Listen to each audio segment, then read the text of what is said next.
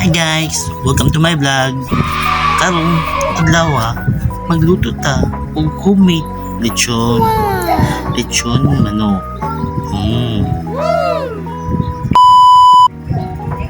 So guys, timpla tag manok guys ha. Kuha na to og simpleng timplada lang. Wow! Sin dukul-duk. What? Guys. Sukal.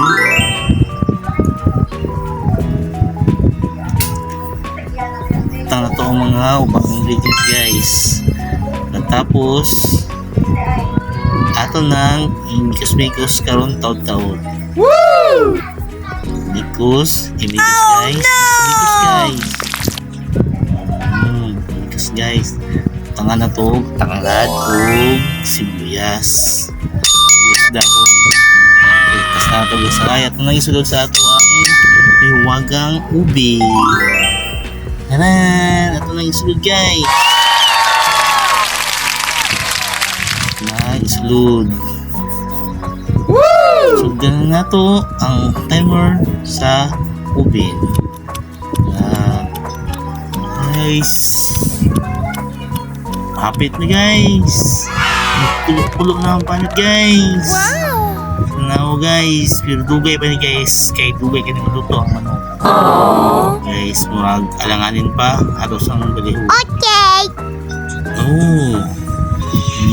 Uy, muta uy. Pero atos ang ibalik guys, kaya medyo ilaw pa. A few moments later. Dugay dyan siya maluto guys, kaya tibo ko. Guys, murag una ni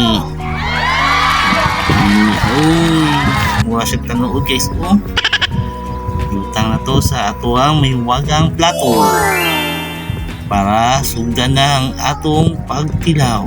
Guys, mga unta ninyo o homemade lechon no. Yummy. Ayos kayo. Okay kayo. Thank you for watching. Woo!